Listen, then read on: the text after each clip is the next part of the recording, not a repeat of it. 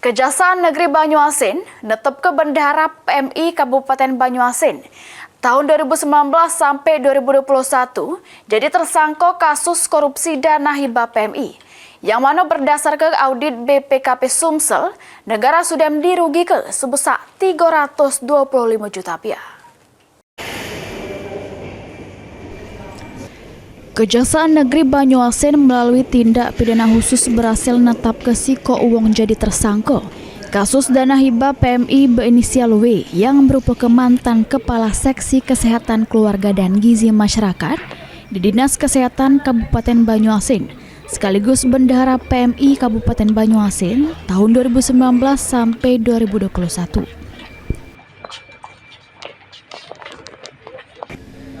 Kepala Seksi Tindak Pidana Khusus Kejari Banyuasin, Giovanni ngatoke, juru penggunaan dana hibah PMI Kabupaten Banyuasin tahun 2019 sampai 2021 ialah kegiatan yang fiktif serta markup juru laporan pertanggungjawaban penggunaan dana PMI.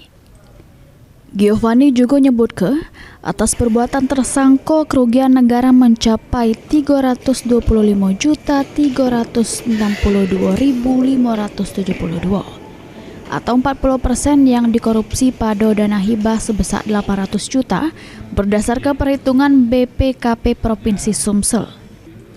Inisial tersangka W yang merupakan mantan pejabat Dinas Kesehatan Kabupaten Banyuasin dengan jabatan Kasih Kepala Seksi Kesehatan Keluarga dan Gizi Masyarakat dari tahun 2022 sampai tahun 2023. Tapi selaku sebagai Bendahara Palang Merah Indonesia dari 30 September 2019 dengan sampai tahun 2024.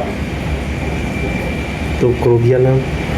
Nah, kerugiannya ini dari kerugiannya itu dari dana hibah sebesar 4 juta, ada indikasi kerugian negara sebesar 40% lebih, yaitu 325.362.572 rupiah. Dan 40% ya dari dana hibah. Dana hibah dari tahun 2019 sampai dengan 2021. Tersangka dikenakan pasal 2 ayat 1 junto pasal 18 Undang-Undang Nomor 31 Tahun 1999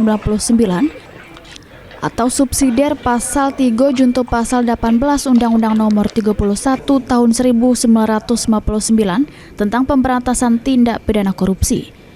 Ridho Ilahi, PAL TV.